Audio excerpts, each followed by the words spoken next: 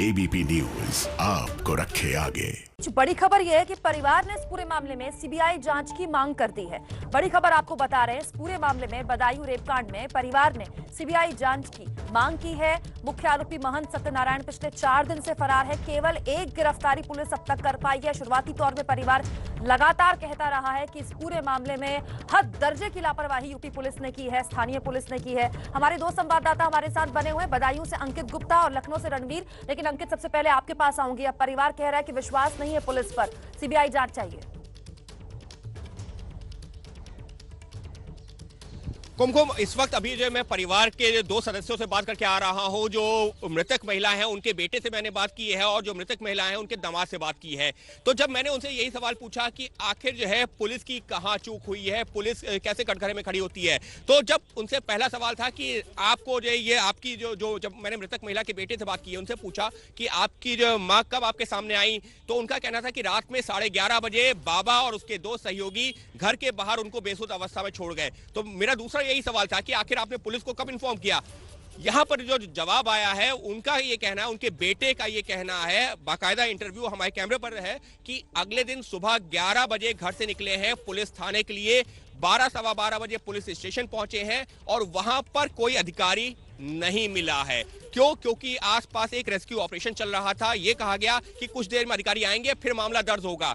वो लोग वहां से निराश होकर के वापस आ जाते हैं और यहां पर करीबन 12:30 बजे के आसपास वो वहां से निकलते हैं। करीबन 1:30 बजे के आसपास, 1:30 से 2 बजे के बीच में घर आते हैं। यहां पर 112 नंबर पे कॉल करते हैं। उसके बाद में 2:44 पर, टू बी प्रिसाइज, ये जो है 2:44 का वक्त दिया गया है उनके दामाद की तरफ से, जो मृतक महिला के हैं। उनका कहना है कि 2:44 पर 112 नंबर पे कॉल करते हैं। उसके बाद में पुलिस आती है और तब कार्रवाई होती है। लेकिन निश्चित तौर पर इस घटना ने महिला सुरक्षा के ऊपर सवाल जरूर खड़े कर दिए हैं।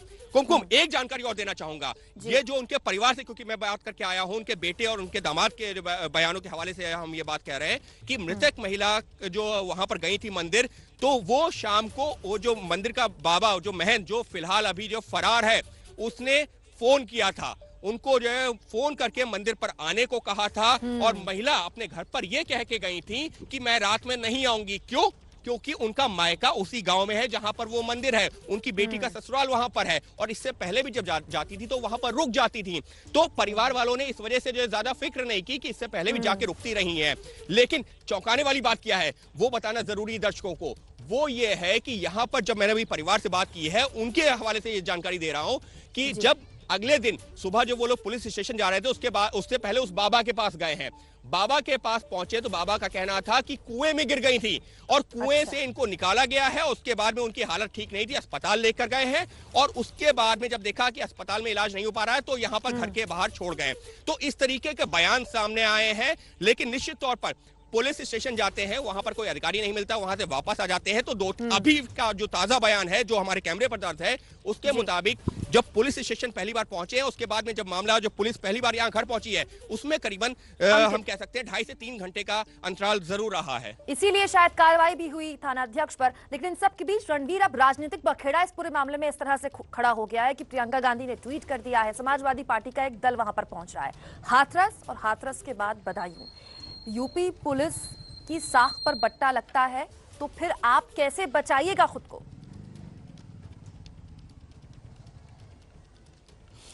देखिए, मुख्यमंत्री इस मामले को लेकर संजीदा हैं। मुख्यमंत्री जांच का आदेश देते हैं और सीधे इसकी जिम्मेदारी एडीजी बरेली जोन और साथ ही साथ एसटीएफ को भी देते हैं।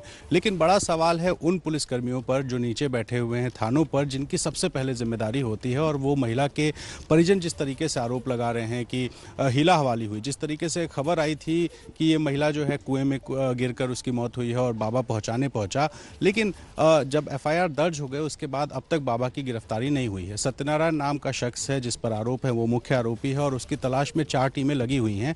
तो जो पुलिसकर्मी हैं, पुलिस वाले फिलहाल जवाब देने की स्थिति में नहीं हैं। ये कहा जा रहा है कि कार्रवाई होगी, जल्दी ही गिरफ्तारी होगी, लेकिन ज़रूर ये कहा जा सकता है कि पुलिस के जो निचले तबके के अधिकारी हैं और जो बड़े लेवल के अधिकारी हैं, उन सब की वजह से सरकार की साख पर सीधे सीधे बट्टा लगता है। और यही वजह है कि समाजवादी पार्टी हो, बसपा हो या कांग्रेस, हर कोई योगी सरकार को निशाना बना रहा है। तो फिलहाल एक और बड़ी घटना उत्तर प्रदेश में हाथरस के बाद, जब पुलिस की बड़ी लापरवाही भी सामने आई है और इस बात का इंतजार हो रहा है कि आखिर कब जो मुख्य आरोपी है वो गिरफ्तार होगा और इस तरीके की जो घटना छोटे छोटे इलाकों में घट रही है उसको रोकने के लिए पुलिस के क्या इंतजाम है, क्योंकि हम पुलिस रिफॉर्म की बात सुनते हैं पब्लिक हैंडलिंग कितनी खराब है यूपी पुलिस की। हाथरस तो एक नजीर था, हाथरस के बाद तो यूपी पुलिस इस तरह की नजीर पेश करती पब्लिक हैंडलिंग को लेकर, लेकिन ये नजीर तो उससे भी बड़ी है। 52 साल की बुजुर्ग के साथ न सिर्फ गैंगरेप किया गया बल्कि पोस्टमार्टम में जो निर्मम कांड सामने आया है, उनके प्राइवेट पार्ट में रॉड नुमा चीज डाली गई, अधमरी हालत में परिवार ने उन्हें बरामद किया। अंकित, परिवार वालों के लिए वाकई बहुत बड़ी क्षति है। मां को इस हालत में देखना, समझ पाना कि हॉस्पिटल ले जाएं कि थाने ले जाएं, फिर थाने ले गए तो थाने में पुलिस ने बात नहीं की, पुलिस मिली नहीं और इसीलिए शायद परिवार को विश्वास नहीं और परिवार कह रहा है कि आप सीबीआई जांच करवाइए।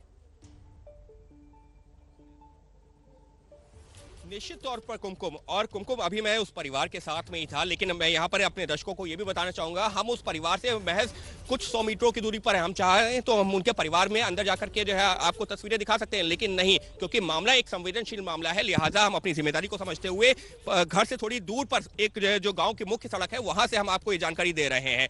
ये बताना जरूरी है क्योंकि ये मामला संवेदनशील है, लिहाजा परिवार की आइडेंटिटी को हम डिस्क्लोज नहीं कर रहे हैं। दूसरी चीज, यहाँ पर जो है जिस तरीके से परिवार की बात की जाए तो परिवार में जब मैं पहुंचा हूं तो वहां पर मेरे को जानकारी मिली है कि 3 छोटे बच्चे हैं, जिसमें एक भाई है, 2 बहन हैं और तीनों ही लोग पढ़ाई करते हैं और जो उनके पिता हैं वो मानसिक तौर पर ठीक नहीं है।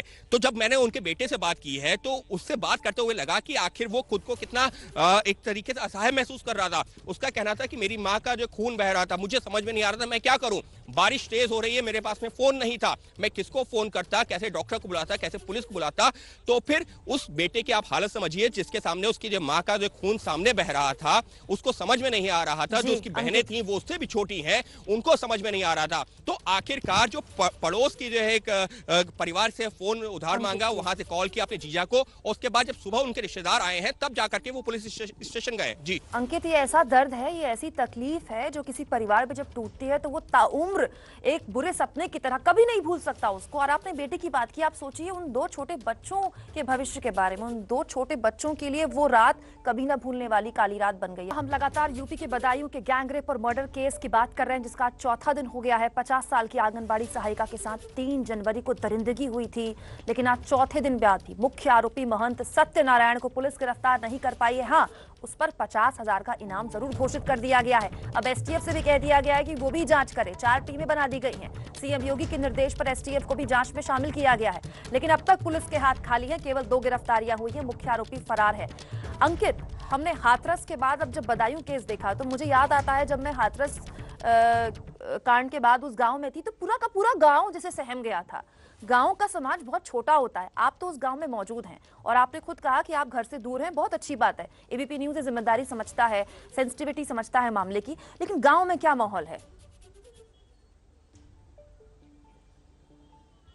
गांव में हर कोई डरा हुआ है, उसको समझ में नहीं आ रहा है कि आखिर ये घटना घट कैसे सकती है, क्योंकि यहाँ पर एक भरोसा भी होता है। यहाँ पर जो बहन बेटियां हैं वो अगर एक परिवार में जो है कोई बहन या बेटी है तो उसको जो पूरा परिवार या पूरा गांव अपने उसी तरीके से देखता है।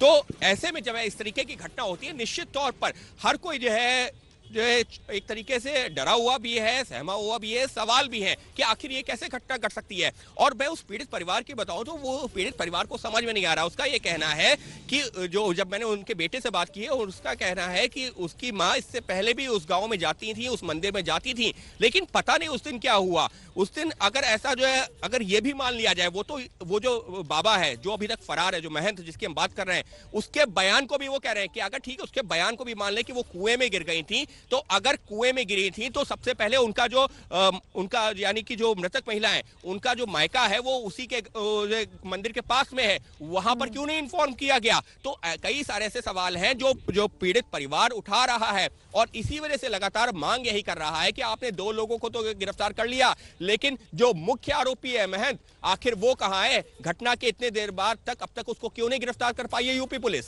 बिल्कुल। और रणवीर भी लगातार हमारे साथ बने हुए हैं। रणवीर, ये वही पुलिस है जिसने शुरू में एंटी रोमियो स्क्वाड बनाकर खूब वाहवाही बटोरने की कोशिश की, फिर यही वही पुलिस है जिसने कह दिया हाथरस में तो रेप हुआ ही नहीं। पुलिस के बड़े बड़े अधिकारियों ने कहा था कि रेप की तो पुष्टि हुई नहीं है मेडिकल में।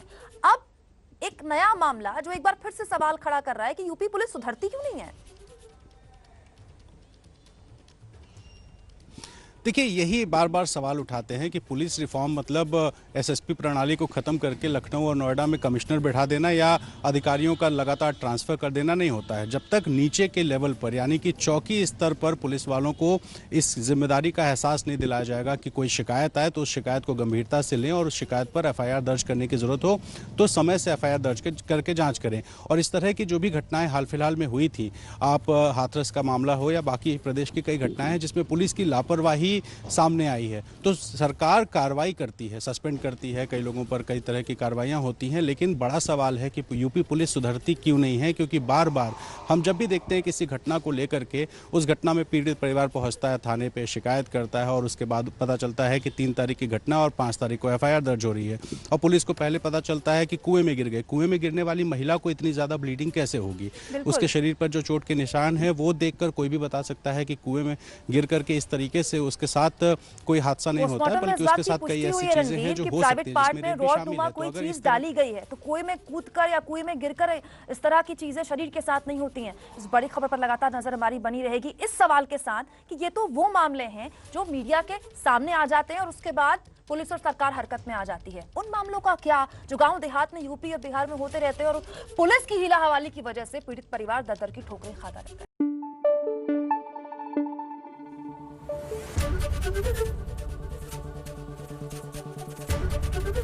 एबीपी न्यूज आपको रखे आगे।